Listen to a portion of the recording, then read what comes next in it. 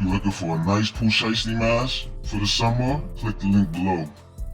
Mobsters, Bumpy Johnson, the iconic Godfather of Harlem. Bumpy Johnson came out with a book and said that you weren't as close with him. What do you say to that?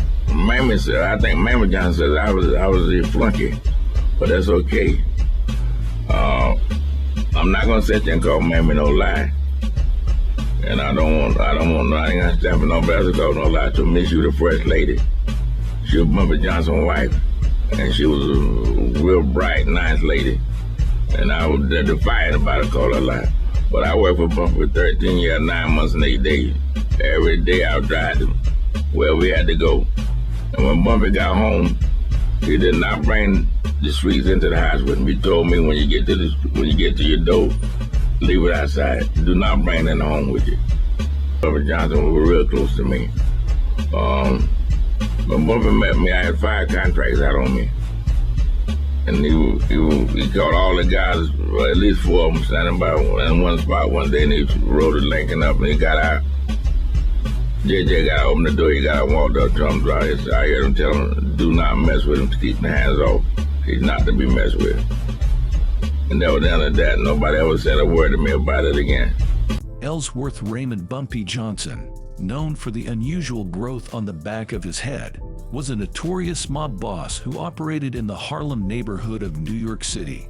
Over a span of 4 decades, he was involved in criminal activities ranging from bookmaking, pimping, and drug trafficking, to serving as a bodyguard. Despite spending half of his career in some of the most notorious prisons in America, Bumpy was also a published poet, philosopher, philanthropist, and a dedicated father. Bumpy's life was marked by his struggle against racial persecution, which led him to flee his home. His criminal activities were inextricably linked to his race, as he sought to carve out a space for himself and his community in a world dominated by the Italian mafia. Among his many accomplishments, Bumpy was able to bring an end to the war between Harlem bookies and the Italian mafia. By the time of his death in 1968, Bumpy had become a controversial and legendary figure in Harlem, seen by some as a hero and others as a villain. Despite his criminal acts, his philanthropy and devotion to his family were widely acknowledged, and his legacy as a complex and multifaceted figure endures. Born in South Carolina in 1905, Bumpy Johnson grew up in a deeply segregated and racist environment. His childhood was marred by the constant threat of racial violence, which left a lasting impression on him.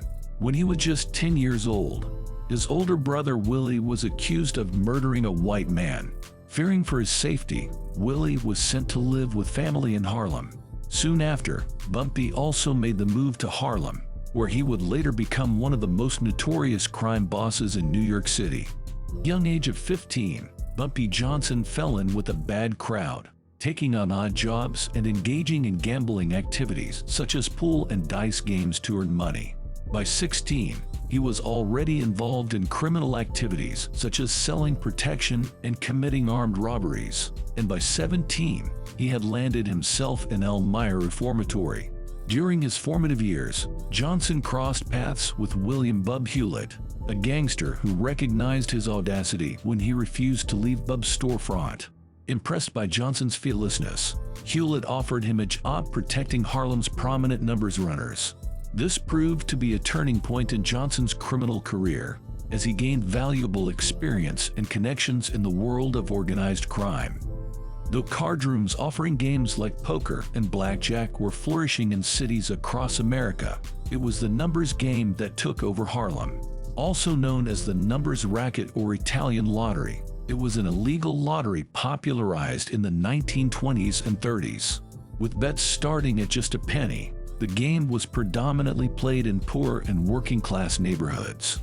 While many independent bookmakers capitalized on the numbers racket, Bronx mob boss Dutch Schultz bulldozed almost every bookie into working for him. This was much better than the alternative, losing their business altogether. However, Stephanie St. Clair, one of the only female racket runners in Harlem, refused to back down.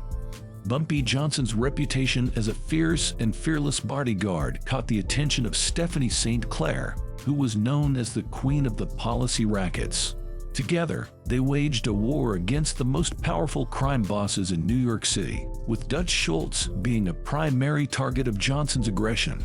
According to Johnson's wife, Mame Hatcher, he engaged in a guerrilla war of sorts, systematically eliminating Schultz's men. Schultz's attempts to monopolize the numbers game came to a swift end in 1935 after Italian mobster Charles Lucky Luciano ordered a hit on him. Shortly after, St. Clair decided to step back from the criminal world, possibly due to Schultz's murder. She then handed over her operations to Johnson, whom she had met after his release from prison in 1932. During the years between their meeting and St. Clair's withdrawal, Johnson was involved in numerous criminal activities, including the kidnapping and murder of over 40 people. However, it should be noted that these actions were likely a result of his involvement in the violent and ruthless world of organized crime during that time. So him and Bumpy went at it. They did. And I guess the Dutch actually won that war. Yes. What does that mean exactly? Well, won the war. I mean, he had the biggest drug business there. It was his business. Harlem was his for a while. After Schultz's demise, Luciano saw an opportunity to establish a relationship with Johnson. As a result, Johnson became the kingpin of all racket operations in Harlem, with Luciano receiving a share of the profits in exchange. This agreement was significant, as it marked the first time a black man had negotiated with the Italian mafia and brought an end to the violence that had plagued Harlem's underworld. Johnson's success made him a legendary figure in the community, earning him respect and admiration for standing up to the white mob. Johnson was now the undisputed leader of Harlem's illegal casino Bumpy, scene. when they had in the papers one time and he saw that they were talking about sending him back to jail for some drug stuff like that. Yeah. My father said, Bumpy ain't messing no drugs. Nah. My mother said, no, he showed That was a setup. That was a setup. They was trying to get him out of the street. Right. As his influence grew, he emerged as the dominant figure in Harlem's illicit underworld. All illicit activities in the area required his approval. With the illegal profits, Johnson began to provide support to the most vulnerable in the community. He distributed meals, gifts, and free turkeys during Thanksgiving. He also sent the children of financially struggling families to college. This established him as a complex figure, both a ruthless crime lord and a philanthropic Robin Hood. Towards the end of his life, Malcolm X began to distance himself from Johnson due to his criminal reputation. However, before then, the two were close friends, having known each other since the 1940s when Malcolm X was a street hustler. Bumpy even provided protective services to Malcolm X when he left the Nation of Islam and faced threats from his enemies. Eventually, Malcolm X realized that his association with a known criminal could damage his image and asked Bumpy to stand down his guards. Tragically, Malcolm X was assassinated only weeks later. Despite their eventual distancing, Malcolm X had always admired Bumpy for his intelligence and poetic ability, which had led to Bumpy being published in several prominent magazines during the Harlem Renaissance. Bumpy's family is a prime example of the morals surrounding his life. He met his wife, Mame, in 1948 after serving a 10-year prison sentence for various crimes. Though she was well aware of his violent criminal history, the pair married 3 months later and stayed together until his death.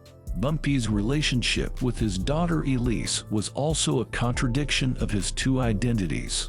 Though a family man, Bumpy was estranged from his daughter, who was addicted to the heroin that he trafficked. Bumpy and Mame ended up raising Elise's daughter, their granddaughter, as their own. Bumpy's relationship with his daughter Elise was also a contradiction of his two identities. Though a family man, Bumpy was estranged from his daughter, who was addicted to the heroin that he trafficked. Bumpy and Mame ended up raising Elise's daughter, their granddaughter, as their own. Would you say Bumpy Johnson kept drugs out of Harlem? He kept it out of certain neighborhoods, where I don't care who you wasn't going to be dealing, on where he put his foot, he put his name on it as far as like, there's no deal here. And that's how it was. Bumpy's life took a dramatic turn in 1952 when he was sentenced to 15 years in prison for conspiracy to sell heroin, which was his longest prison sentence. Despite his appeal, the verdict was upheld, and he was sent to Alcatraz, the notorious American prison. During his 10-year sentence, there were unconfirmed reports that he had used his outside connections to help 3 inmates escape. According to Mame, Bumpy could have escaped himself, but he chose to remain in prison as a free man. After his release, Bumpy returned to Harlem to find that the Italian mafia had taken over the drug trade. The 2019 epic series, Godfather of Harlem, suggests that Bumpy's daughter Elise addiction was the inspiration for him to rehabilitate the neighborhood upon his return. From what I heard, he was talking to Mr. Dickie Wells, sitting on a stool. Right. And then he was silenced. Yeah. You know? And he had passed while he was sitting in the stool. Bumpy Johnson passed away in 1968 from a heart attack, marking the end of his notorious crime career. Despite surviving numerous assassination attempts by rival drug lords and mafia gangsters, it was ultimately high cholesterol that claimed his life. His wife, who outlived him by 41 years, saw his peaceful passing as a fitting end for a man who had lived such a violent and turbulent life. Mame reflected on his death, stating that it was the best possible way for Bumpy or any Harlem sporting man to go enjoying fried chicken at Wells' restaurant in the early hours of the morning surrounded by friends. For Bumpy Johnson, death came as an anticlimactic but peaceful end to a tumultuous life. Bumpy Johnson has made several appearances in popular culture as an inspiration for fictional characters. In the 1971 film Shaft, the character Bumpy Jonas was based on Johnson. Other films have also featured characters inspired by Johnson, including Hoodlum, Come Back Charleston Blue, Escape from Alcatraz, The Cotton Club, and Life. Ridley Scott's American Gangster also depicted Johnson, but his wife claimed that the portrayal of his relationship with Frank Lucas was completely made up. The most recent and widely recognized portrayal of Johnson is in the Epix TV series Godfather of Harlem, which follows his return to Harlem after serving time. The show has received critical acclaim and multiple award nominations. Bumpy Johnson remains a complex figure, occupying a place between reality and legend. While he was revered by the Harlem community for his charitable work, the means by which he amassed his wealth were often nefarious and detrimental to that same community.